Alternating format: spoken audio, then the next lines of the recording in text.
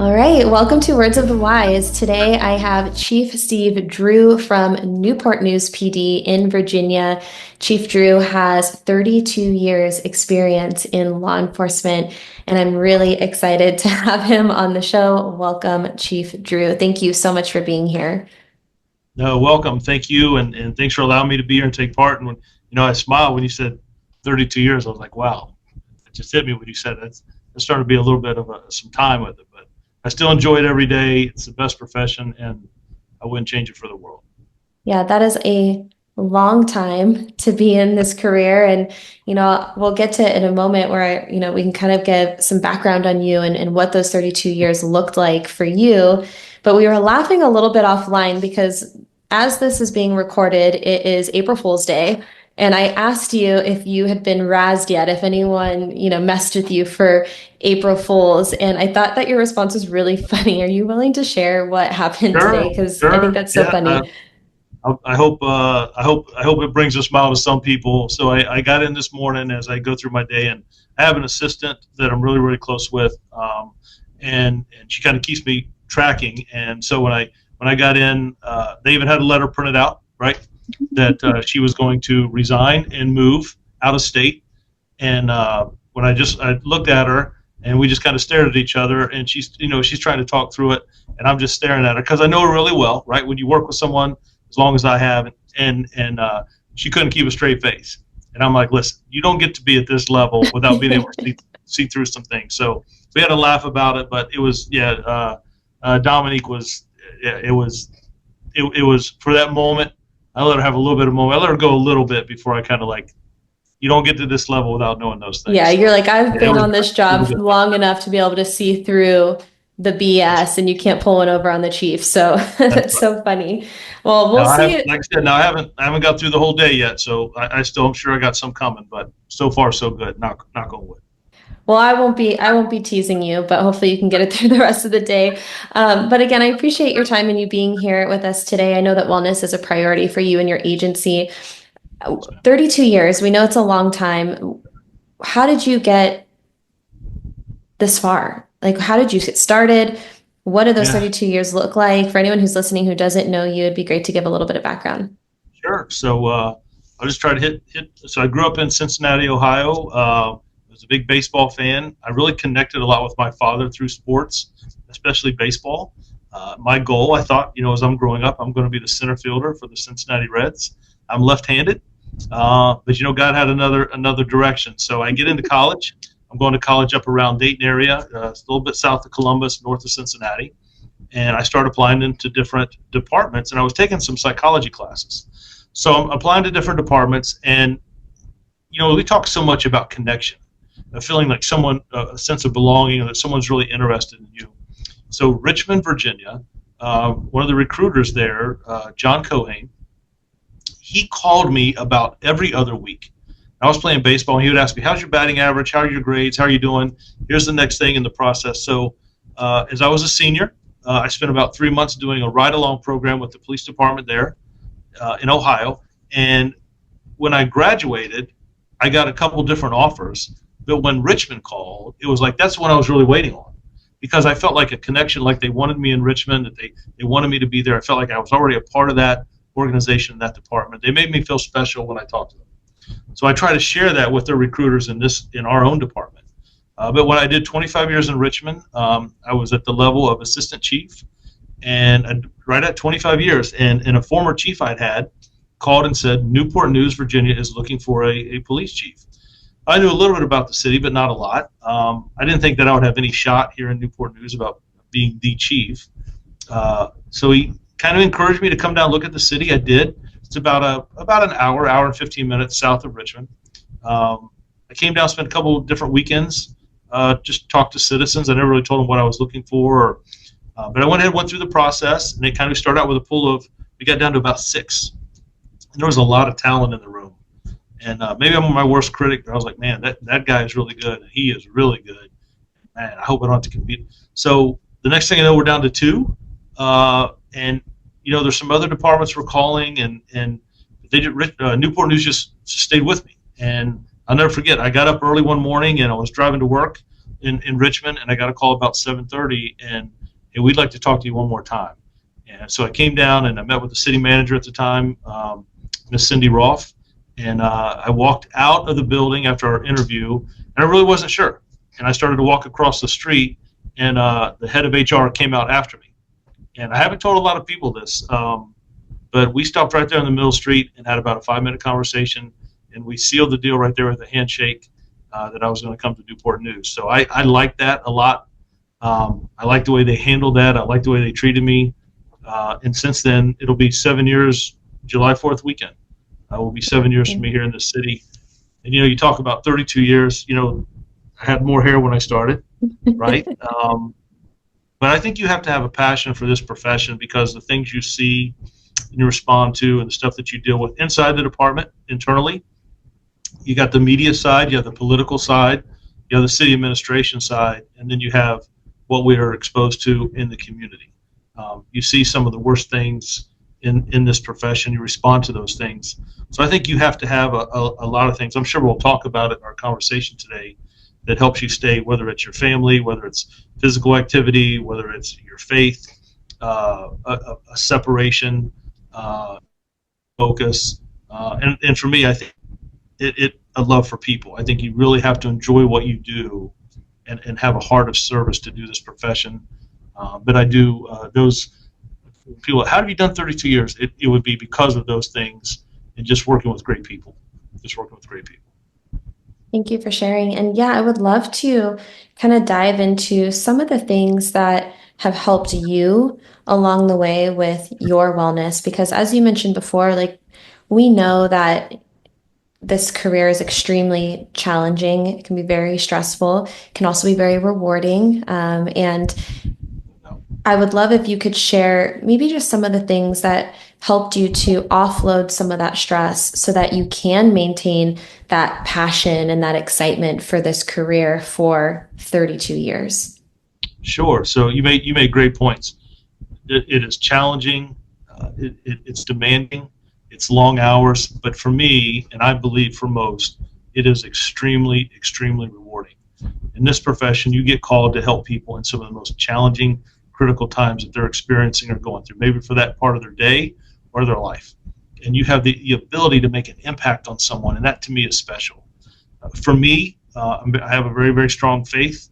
I think that's important. Staying physically active, when I first started, I was playing baseball or softball, basketball, volleyball, whatever it was, just trying to do something running.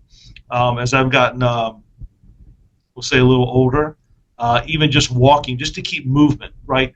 Breathing fresh air and getting out. I never really got into the bar scene, but I'll be honest with you, having a good family structure, a good friendship, and I'm not just like whoever which way the wind blows. There are certain people that I talk to that I want in my ear, like, hey, let me get your head straight. There's nothing you could have done to change the situation, and you had to make that hard decision. And when you look at these things and balance the management risk, those are the people I think it's important to have in your life, and to have outlets that you don't just, it's police. So those things have helped me. Active, faith, strong friendships, family, those things have been very, very important to me. And then I do care about people, and we'll probably touch base on a lot, but as I've really matured in this profession, youth have played such a big part to help, to give back to younger officers who are coming up, to talk to new chiefs who ask, humble me, but ask for advice on situations, circumstances, and then to the youth of our community. That's really our future, and breaking down walls of barriers between police and youth, or police in our community, I think is very, very beneficial. Building those relationships and partnerships, and I think you have to have that for the stuff that we see and do. Our mental health affects so much of how we interact with our citizens, make split-second decisions, put in those long days, and have to make sure that we're not overstepping or going too far. And I think mental health plays a huge role. And I'll just say this, even at times in my career, I've found myself, I've had a loss of life, or there was a critical incident, a critical situation. I've seen officers that have regrettably taken their own life, and I got to make sure that I don't stay in that space. how do you get out of that, right? And again, for the reasons that I mentioned, I think have greatly helped me. But you have to be willing to talk about it, and that's something I think in law enforcement it's been very hard for us to do over the years. When I started, we didn't talk about psychologists so much. We didn't talk about health and wellness and mental health. And now it is probably the number one topic that myself and other chiefs talk about is health and wellness and how is the individual officer doing with the stuff that they see and deal with today. I love how you talked about, this kind of like negative like loop that can happen if you aren't taking care of yourself and if you don't have outlets to offload those things. And I think that a lot of times that's what we do as people. And especially the more people I talk to in law enforcement, it's kind of like shove it down, don't really deal with it, and that can lead to that negative mental health. And so having those things outside of the profession that bring you joy and connection and can kind of take you out of that negative space so that you can, find pieces of you that aren't cop you, they're Right. Steve and I think that those things that you mentioned are really helpful. I know a lot of people who are grounded in faith and they found a lot of support through their faith, family, physical activities, even just like you said, that simple, like just get outside, like just break that mental loop for a moment, like change of scenery, just get out, move a little bit, and that can impact your mental health. I wanted to also ask you, because I know sports was a big part of your life, and I've had a couple conversations with other leadership who have also, had as a young person aspirations to be, a professional baseball player or football player or whatever it was. How do you think that sports impacted, the way that you lead and the way that you take care of yourself? Because we know that in sports you learn teamwork and dedication and hard work and all the things. So do you think that impacted your career as well? Yeah, absolutely. That's really great points. You're absolutely right. People talk about a lot of times when I will give a speech or make remarks at a graduation ceremony, I'll use sports analogies. Right? It's you're in this together, and your team becomes your department, and your training becomes your your practice, and you practice how important training is, and always looking at better ways to train and better ways for law enforcement to evolve. And it's the same thing in sports. What can we do better to be offense or defense? How do we come closer? But it's also important that we grow closer together, that we understand each other. And if someone strikes out in baseball, hey, look, we're going to get right back there and do it again. And if you have a bump in the road in this profession, you make a mistake, it happens.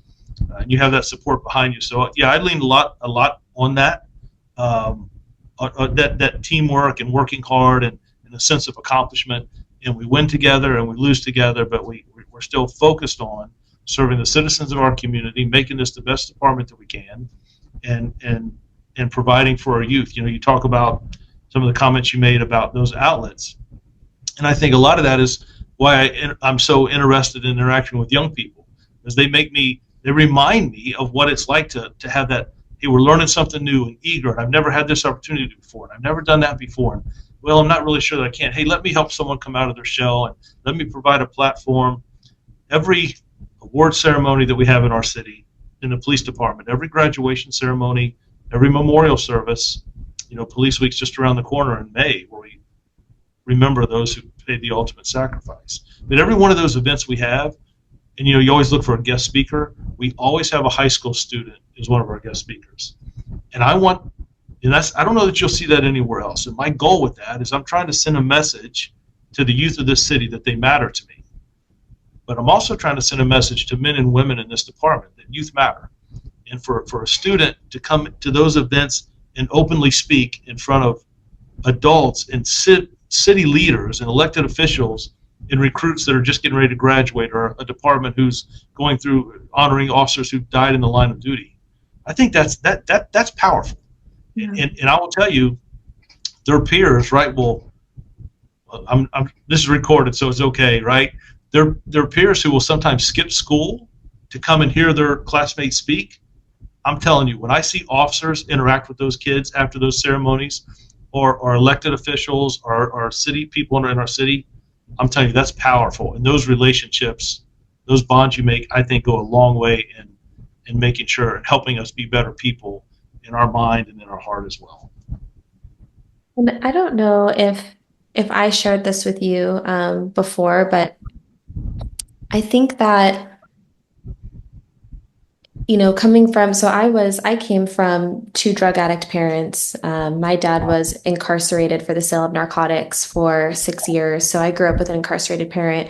And when he got out, he went back to using. He was very abusive verbally, physically, so a lot of domestic violence in my life. And so I had law enforcement present in my life. And in a completely different context, right? It was always a scary situation, a stressful situation, not really knowing what's going on. My dad's being taken away, or he's the one that's, doing the abusive act, and I'm scared. So it was this different mindset, and I didn't have role models, really. I didn't have anyone to tell me that there are people out there who care about me and are looking out for me, and are setting the tone for like what you could be, and that there is success on the other end, and that there is a path, where you could strive to be a leader and you could be great. And so I think that when you can get out in the community and you can be that source of inspiration for younger people to say like, hey, we're here for you. And we're setting the example for something that you could be.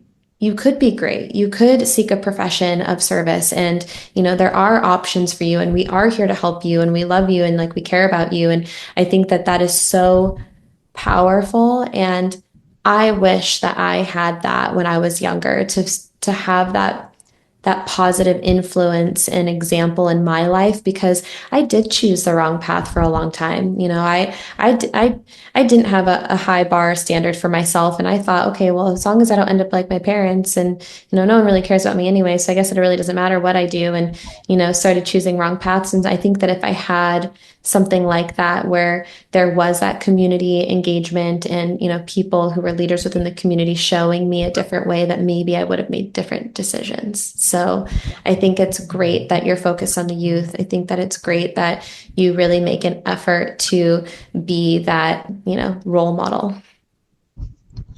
It's you get me choked up a little bit. I can't tell you the number of kids we interact with that are going through things, and when I was a kid, you got into an argument or you felt a certain way with someone, it was over. You're playing your friends the next day.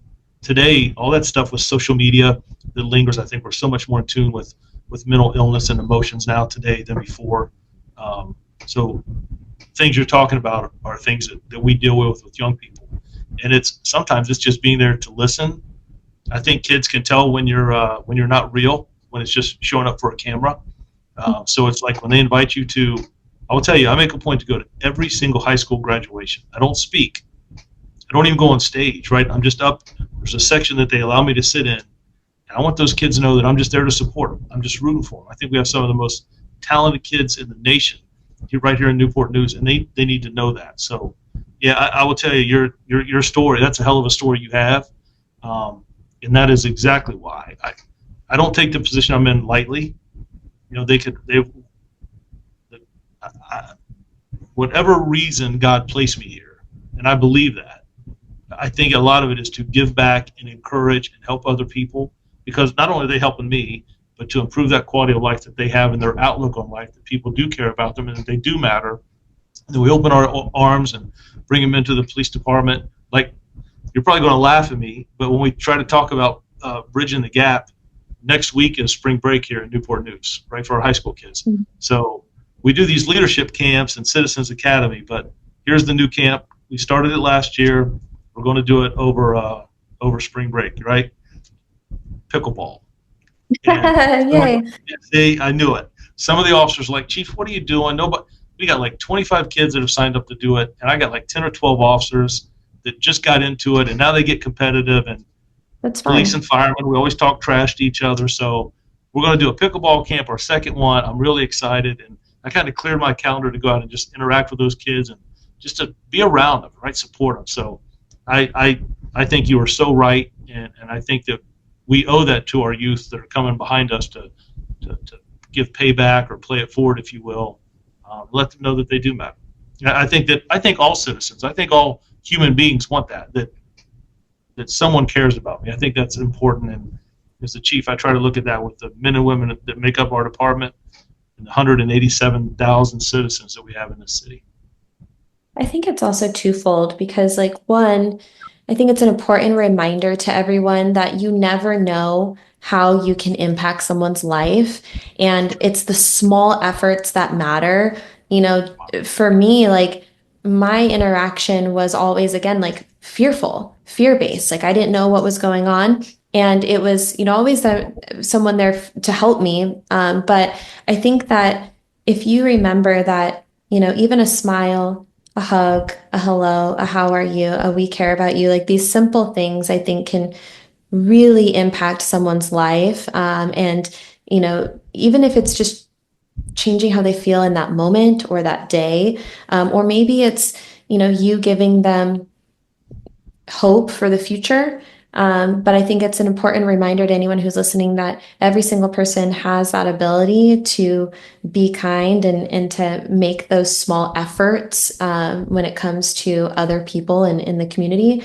But I also think that helps officer wellness because if you are now feeling fulfilled, if you are feeling like, man, like I really feel like I helped someone today, like they smiled at me, they said thank you, they told me that I made their day better, or I had a kid come up to me and say, hey, thank you so much. I've never had a positive interaction with a police officer before, or like, hey, like I look up to you. I want to, when you're in the community and you're getting that positive feedback from the community, I can only imagine that just helps you as in law enforcement to feel like it's not all negativity and it brings you back to your why because I know that everyone has different whys, but I have never talked to anyone in law enforcement who doesn't have a why of wanting to be in service of other people and to help other people. And sometimes I think that gets lost when you are in the thick of it and you see a lot of terrible things that you lose that joy and that connection. So I think it's twofold. You're helping other people, but they're also helping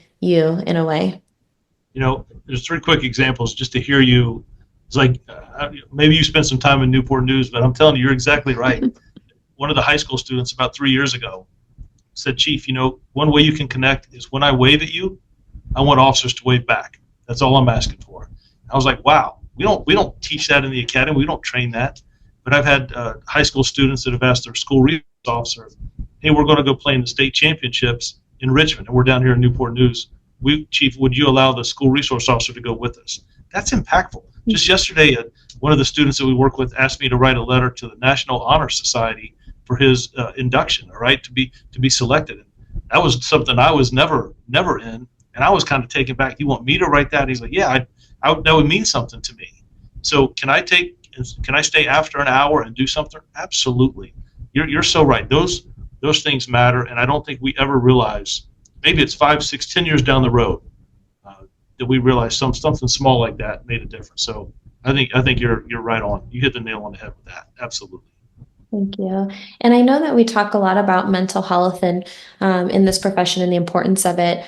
And I would love if you could, give me some insights into, some of the things that you're doing organizationally to help support your officers' mental health. But also, what you're seeing in terms of, the opposite of that. Like, what are the negative impacts that you've seen over the year on, performance or sick time, some of those things that we're seeing. So maybe twofold, some of the things that you've seen that mental health is impacting, and then some of the things you're doing to support it. Sure. So let's start with the negative side first, right? That through my career, I've seen individuals that have struggled with mental health. And when I say that, I'm not talking about that are committed, but I'm talking about that they're just go into a state of depression or frustration. I've seen it break up families through divorce. I've seen it have strained relationships with their children.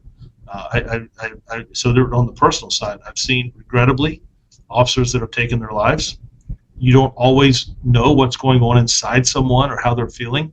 This is what we do every day. We go to accidents where people don't walk away from, and we respond to a shooting call, or here's an overdose, or God forbid, a child that's been hurt.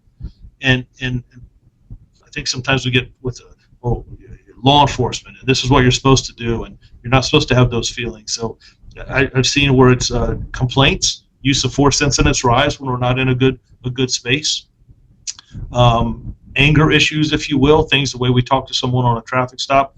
I just came from a shooting. I just came from a suicide, and I'm stopping you, and someone says, "Well, why are you stopping me?" And they, there's some frustration and anger there that I think is normal. We're human behind this badge. Mm-hmm. So I think that we have to be cognizant of that, and I think that's how law enforcement has evolved. And we have to put forth an effort. And so as the chief, one, I want to break down barriers. I don't want stigmatism to be around people who might be suffering from, whether it's the other thing, right, is alcohol. We see people try to find something, whether it's drug use or alcohol or abusive behavior. They don't sleep well. All those things are negative, and they affect what we do, because I'm putting those same individuals out to be responsible for our community, our citizens. So how do we do that as an organization? And I think in policing, it has to start at the top. If the chief or the leadership at the top of the organization doesn't push those things, I think that, well, they're not really important, so we'll go on to something else. What are the numbers? What are the crime? But the men and women who do this job, and don't forget dispatchers either, who hear all these things that go on and don't get to see the closure, just get a clearance code, a number or a letter and a number attached to it. So what we've done here in Newport News is, we openly have discussions. We're going to focus on health and wellness. We're going to provide, just Saturday I started my day out, the softball team.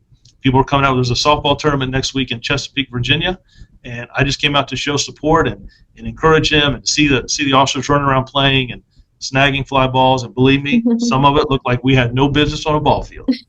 But there was a lot more going on than just softball, right? There's camaraderie and feeling and your body moving. We have a department psychologist, and again, breaking that stigmatism, right? So there are certain divisions, our special victims that deal with crimes against children, our SWAT team, our forensics division that has to process crime scenes for hours. I need to make sure that they're having regular visits with the department psychologist. But how do I remove that? So myself and the 3 assistant chiefs also have a mandatory evaluation with the department psychologist. Mm-hmm. We have those meetings, those sit-down conversations. And when we go through ours, it's usually in December. I make it known through a department video. We'll talk about things coming up, graduation. Thank you for the great job this year. And oh, by the way, myself and the other chiefs have our psychological visits this month in December, right before Christmas. I want them to know that if I'm asking them to do it, I want them to know that I'm doing it as well, and to break down some of that.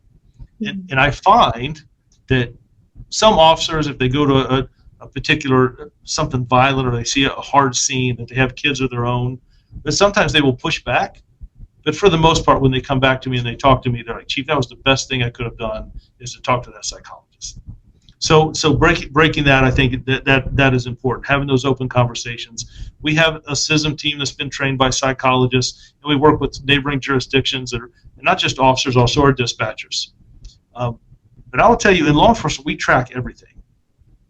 So use of force is something that we're always looking at, and every time we use force, OC spray, aspeton, something physical, if we have to use a taser, we're documenting that in a report, and they call it early warning systems.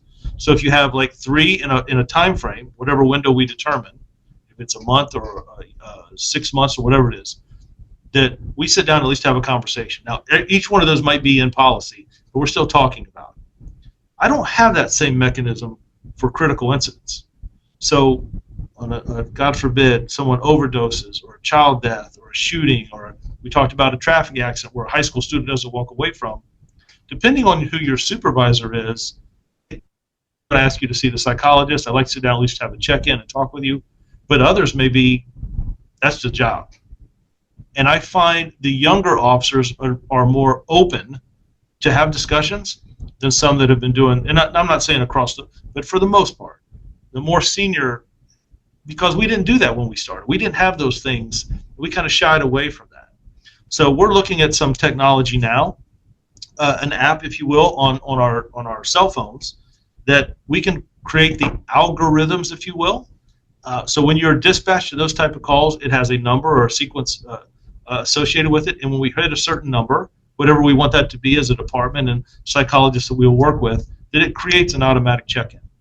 And from one of our CISM officers, and I don't even have to know about it, unless they want to talk about hurting themselves or something, but just so I know that we have a mechanism set in, and if I understand the program correctly, it has a psychologist that you can pick from. So like if you would almost like, I want to buy this type of car, and I want it to be this color in this year, I can look at, and I'd like to speak to someone who's been in the military, I'd like to speak to a female, or someone who's a single mother, someone who's been divorced. So they have some connection.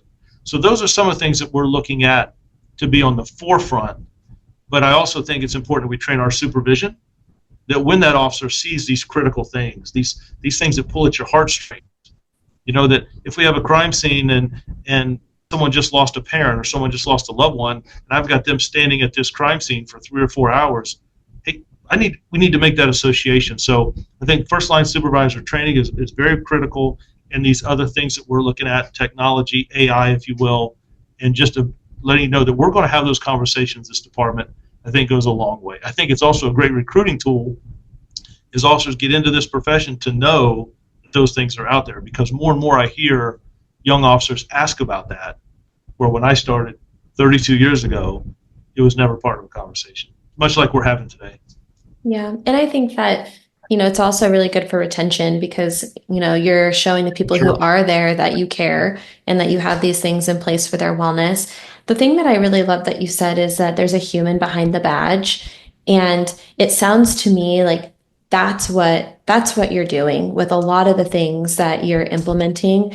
Being in the community, working with the youth, going to, softball games and graduations, that you're trying to show that you care, but also that, you're humanizing yourself. You're like, people feel like they know you. And when you do mandatory check-ins and you let everyone know that you and the rest of leadership is also doing it, then that also shows that you're a human and you also need resources. And I think that that's a huge message to send, because if Chief is doing it, then it's okay for everyone else to feel like they can do it. And I think that a lot of times, and you can correct me if I'm wrong about this, but we talk about a lot of times, and I think we talk about stigma, we talk about mental health and the way that it impacts performance. And I think that it can go both ways. And I think that that's maybe a mental shift that hasn't quite yet been adopted yet. Yes, of course, we want to make sure that you have the tools and resources to make sure that, you're not using excessive use of force, that, you're not getting out in the community and maybe snipping or snapping at someone, we want to make sure that performance wise, you can do the job to the best of your ability without, some of these negative things.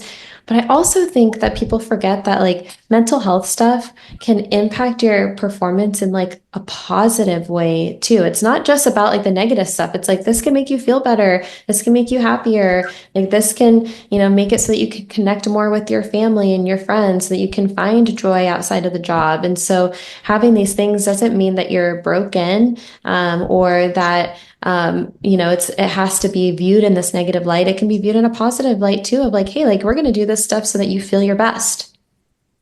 And You're absolutely right. I think a lot of people can get on board with that. Yeah, one of the calls that we go on that I will observe, right? We have body worn cameras, so everything's recorded.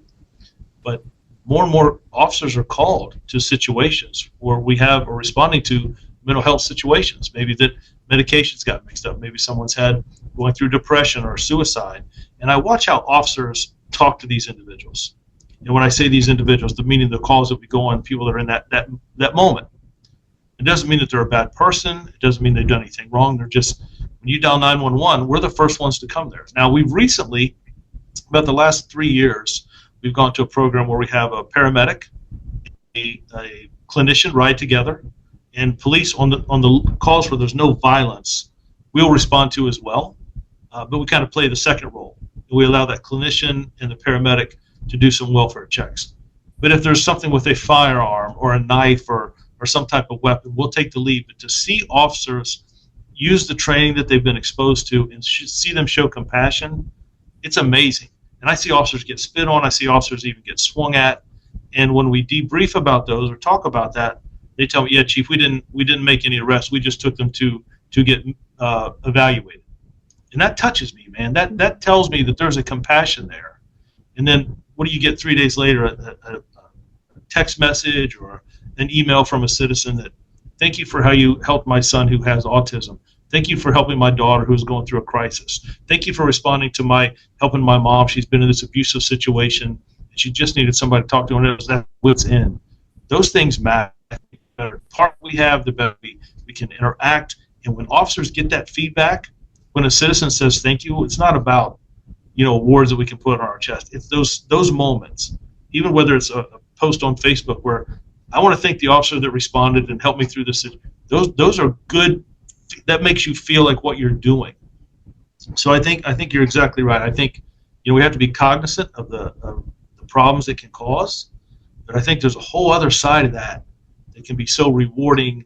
And when you're in this profession for service, those little things, and it makes you want to go out. The endorphins in your mind that get released. That, hey, somebody appreciated me and they took the time to say thank you. And when I go back to that neighborhood, they step out on their front porch and wave to me or say, "Oh, hello, Officer so-and-so. Thank you, Officer so-and-so. Hey, I want to invite you to this. Hey, I want to show you, look what I got on my grades or how I did, or hey, I've got a job now. I've got my life turned around." Those things are more important than anything I could ever put on an officer's wall or put a ribbon around their neck or their uniform. Absolutely. And I think too, it's like the question is, how can we put in place programming where there's where officers feel like they can have compassion for themselves?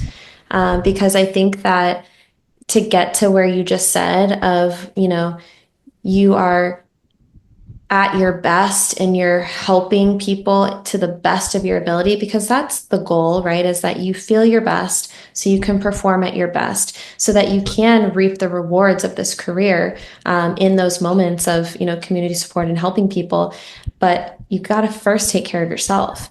You have to have that compassion, that grace for yourself, and know that if you aren't feeling your best and you didn't take advantage of the resources and you kind of just shoved everything down and kept going, that you're never going to get to that pinnacle. If you're down here, so how do we, make it worldwide so that, officers and dispatch and everyone within the organization feels like, okay, in order for me to take care of other people and to do the things that I got into this career to do, I have to take care of myself.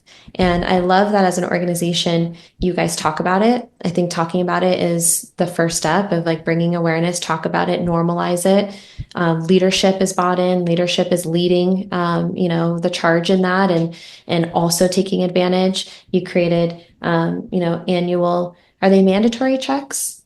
Yes. The annuals. Yeah. So you make it mandatory. So now it's like everybody's doing it, whether they're talking about it or not, and they're just sitting there with their arms crossed. There isn't that like, oh no, I'm walking into the shrink's office and everyone's going to see me, because everyone's doing it, including Chief. So it sounds like, you guys are doing really great things from that perspective. So I appreciate that. I hope that, and we've seen a huge push. I mean, I've only been in this wellness space for 8 years, but we've seen a huge push in the right direction. And I hope that over time and through having conversations like this, people know that, they got to put their oxygen mask on first.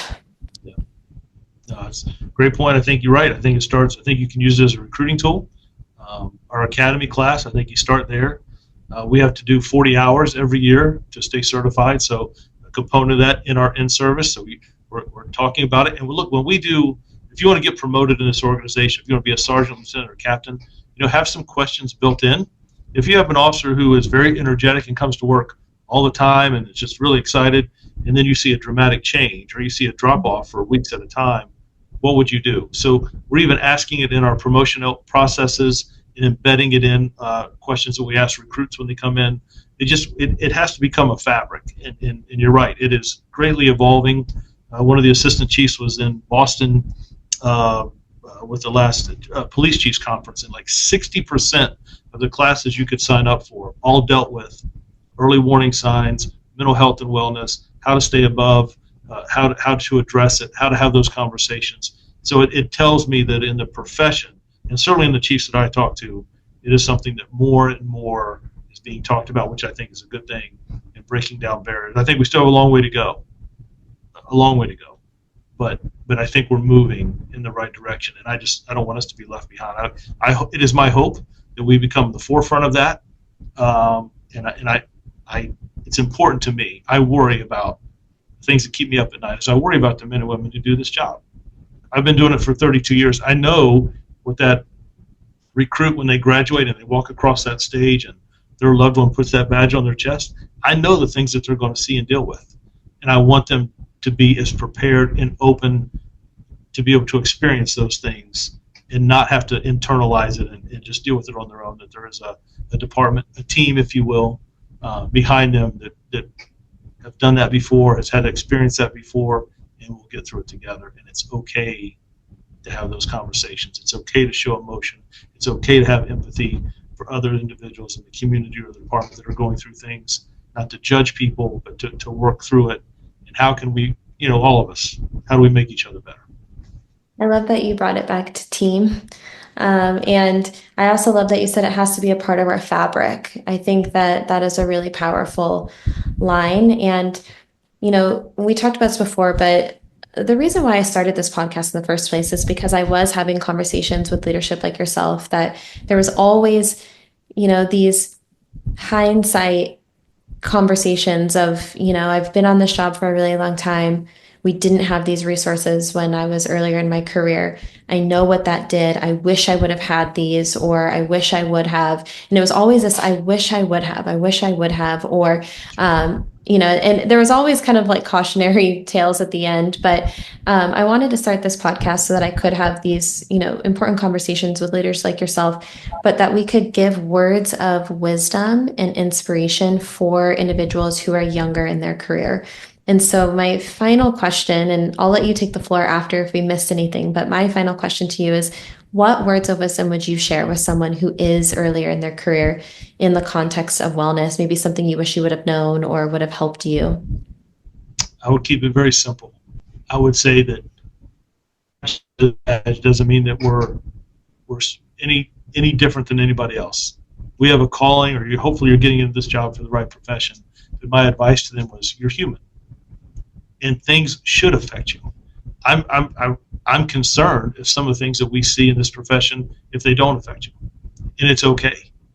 What I want to provide, or what I want you to look for as a young officer, is to recognize those things, to accept them, that it's okay to feel a certain way, to be open and have conversations. If you're having feelings of anger and frustration, that you seek out something to do, not just internalize it, whether you're talking to another officer, whether it's your faith, whether doing something physical activity, but recognizing those things, that there's nothing wrong with you, that you're human, and now we just have to address it.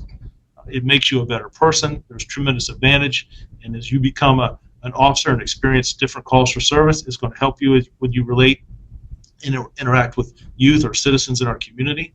It's going to help you advance in your profession. You're going to be a better 360 officer. You're going to be a better team player, right, when you're looking out for each other and yourself. Like you said, putting that oxygen mask on first, that it's okay, that you're human, that the things we deal with, we're in the people business, we're in the community business. You're dealing with other human beings, and things should affect you. And I think when you can recognize that and admit that, and are willing to face that head on, I think it's going to make you a better officer. That's the type of officer that I want in this organization, that it's okay to feel. And I think it makes you better. We always talk about the best detectives are the ones who can relate and have conversations, regardless of someone, whatever crime they've committed, but to sit at a table across from them and still show respect and have those conversations. That makes a good detective. That's a good investigator. People will open up that way, as opposed to, you did this, you did that, right? They're not having that conversation. But show compassion. You're human. It's okay.